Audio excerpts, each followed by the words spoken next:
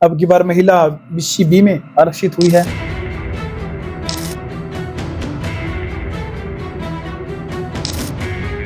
जी, double vote का क्या system होता है? शहर में बहुत सी वोटें डबल बनी हुई है। मैंने इसकी चुनाव आयोग में भी शिकायत की थी।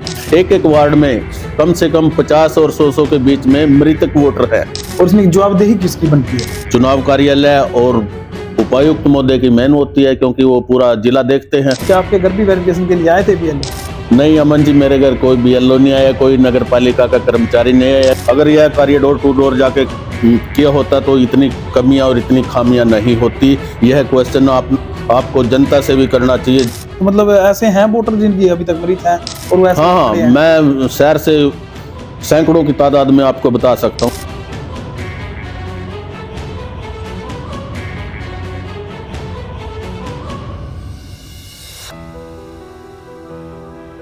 हरियाणा में नगर निकाय चुनाव को लेकर सरकार की तैयारियां जोरों पर हैं और इसी बीच पुंडरी में वार्डों के विस्तार को लेकर शहरवासियों के बीच काफी ऐसे सवाल हैं जिनका जवाब मिलना जरूरी है। अगर आप भी पुंडरी के निवासी हैं तो कहीं ना कहीं आपके लिए ये वीडियो बेहद खास होने वाली है, क्योंकि बहुत सारे लोग हैं जो वोट डालना तो चाहते हैं, वो डालने भी जाते हैं, लेकिन कहीं ना कहीं वहां पर वोट डाल नहीं पाते। कारण होते हैं कई बार कि वोटर लिस्ट में नाम न मिलना या वोट एक वार्ड से दूसरे वार्ड में ट्रांसफर होना। तो इन्हीं सवालों के जवाब देने के लिए हमारे साथ है हिशम सिंह बुक्कल जी, उनसे बातचीत करेंगे। और पुंडरी में 13 से जो 16 वार्ड हुए हैं उनका विस्तार हुआ है, किस आधार पर वो वार्ड हुआ, विस्तार हुआ, क्या क्या इसके अंदर जो प्रक्रिया है, क्या प्रक्रिया होती है वार्डों का बंटवारा करते समय। तो पूरे कुछ ऐसे सवाल हैं जिनका जवाब देने के लिए हमारे साथ मौजूद है हिशम सिंह बुक्कल जी। नमस्कार सर, आपका स्वागत है। नमस्कार अमन जी, सबसे पहले तो मैं आपके चैनल का धन्यवाद करता हूं, जो आप इस तरह की कवरेज, इस तरह की लोगों की समस्याओं को उठाते हैं और उनको निदान करने में भी मदद करते हो जनता की। सर, पहला सवाल है मेरा आपसे, वोटर लिस्ट में नाम जोड़ने और हटाने की प्रक्रिया है वो किस प्रकार होती है? अमन जी, सबसे पहले तो मैं बता देना चाहता हूं, वार्ड बंदी हुई थी नगर पालिका पुंडरी में, शहर की वार्ड बंदी। ये 10 साल बाद वार्ड बंदी होती है, लेकिन पिछले बार डायरेक्ट चुनाव, प्रधान का चुनाव डायरेक्ट होने की वजह से वार्ड बंदी पुनः 5 साल बाद दोबारा की गई, जिसमें सरकार ने क्राइटेरिया रखा गया, भाई इतनी पॉपुलेशन पे इतने वार्ड बनेंगे। तो पुंडरी की पॉपुलेशन के हिसाब से 16 वार्ड बनाए गए। वार्ड बनाने की एक प्रक्रिया होती है।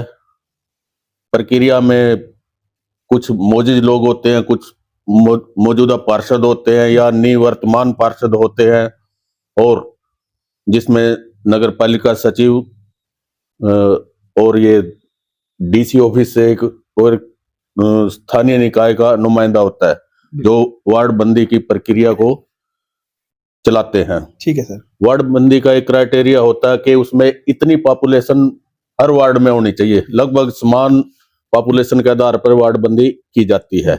उसमें 100-200 प्लस माइनस उनका वो फार्मूला है, वो होता है।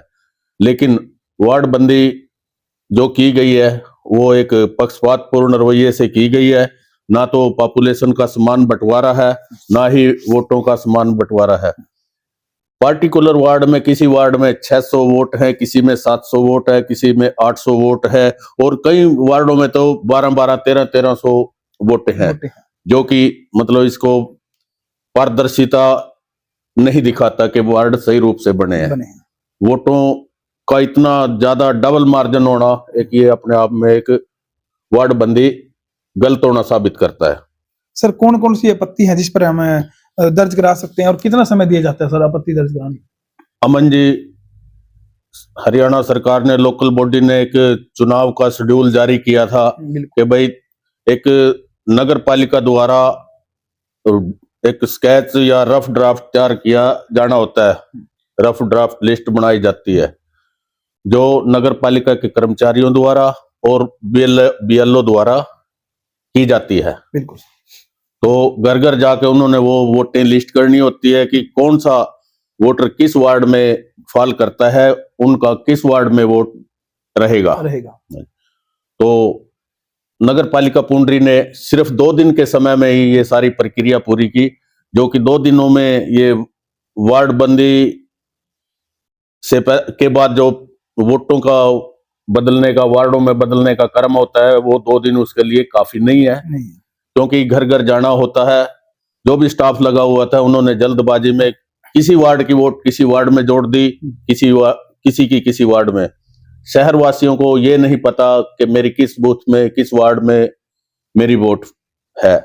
सरकार ने शेड्यूल दिया था, लेकिन सभी लोग मतलब इस बात को नहीं देखते कि हमारी वोट कहाँ है। लोग सोचते हैं कि जहां हम रहते हैं हमारी वोट वहीं होगी, वहीं होनी भी चाहिए।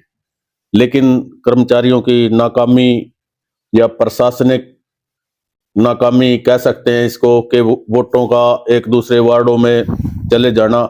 मैंने इसकी चुनाव आयोग में भी शिकायत की थी कि ये वोटों की ट्रांसफर गलत हुई है, और अपील की थी कि पुनः वोटों की ट्रांसफर सही जगह पे, जो व्यक्ति जहां रह रहे हैं उनकी वोटें उसी संबंधित वार्ड में होनी चाहिए। तो अभी तक कोई उन पे कोई संज्ञान नहीं लिया गया। शहर की जो वोट ट्रांसफर है वो बिल्कुल गलत हुई है। एक एक वार्ड में 300 400 वोटें एक दूसरे वार्ड में चली गई।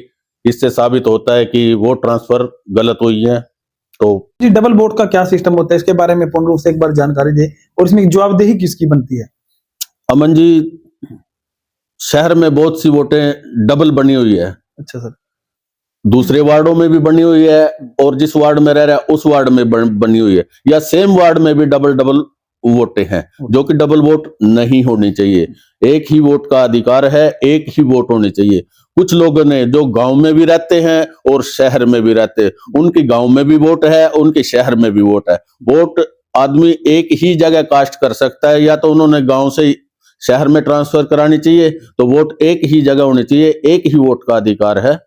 तो अब आधार जो लिंक प्रक्रिया है वो चली हुई है, उससे कहीं ना कहीं हाँ बिल्कुल, जब सरकार ने इतना ऑनलाइन सिस्टम बनाया है तो वोटिंग भी ऑनलाइन होनी चाहिए। ऑनलाइन का मतलब आधार लिंक होनी चाहिए।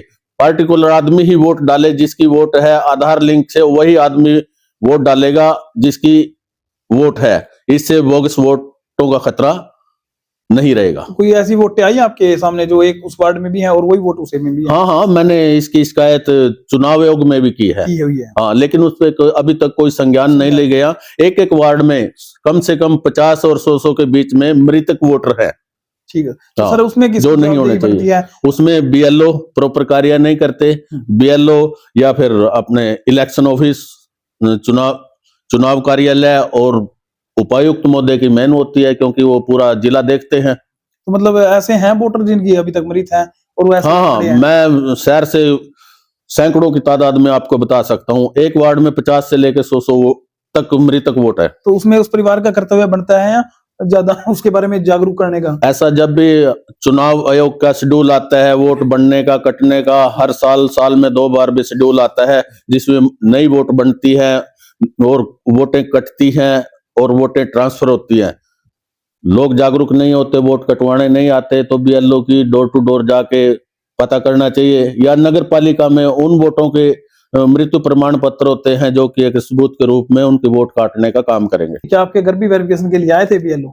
नहीं अमन जी, मेरे घर कोई बीएलओ नहीं आया, कोई नगर पालिका का कर्मचारी नहीं आया, क्योंकि वो लोग मुझे जानते हैं। उन्होंने पता है कि मेरा घर यहाँ है, इसलिए मेरे घर नहीं आए।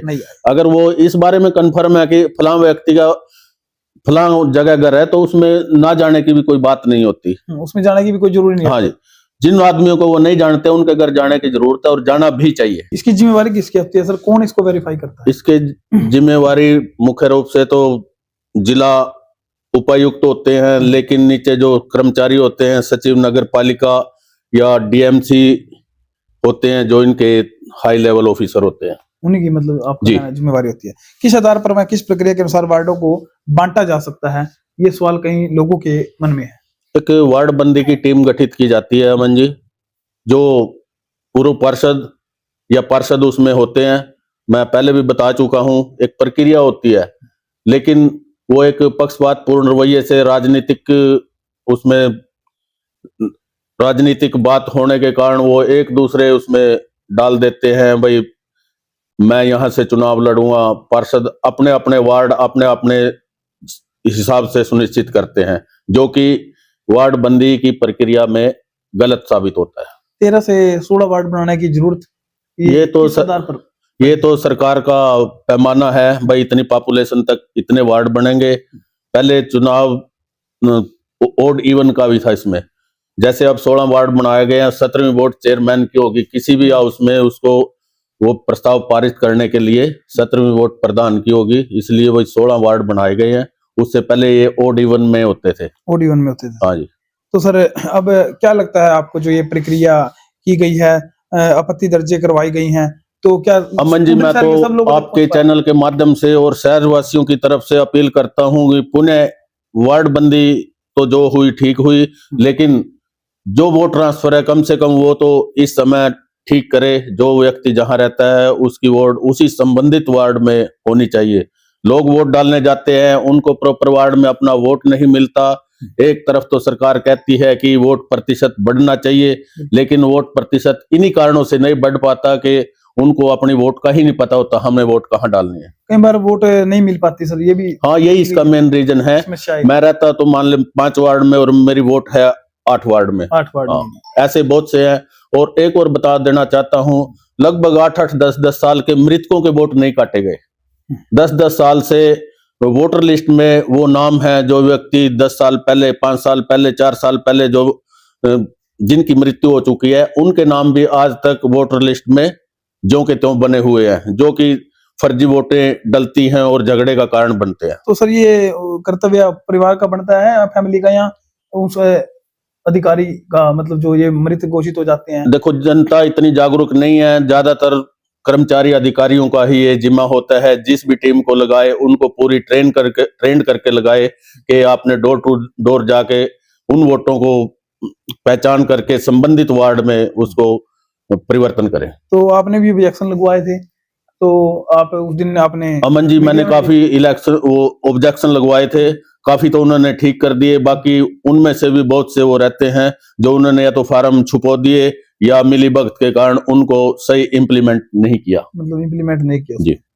तो अब क्या अपील करना चाहेंगे आप शहरवासियों से? चुनाव मेरे ख्याल में डेट भी आने वाली है सर जी, लगभग। बस अब तो वार्ड बंदी जैसी हुई है, सरकार को वार्ड बंदी के बारे में भी संज्ञान लेना चाहिए था।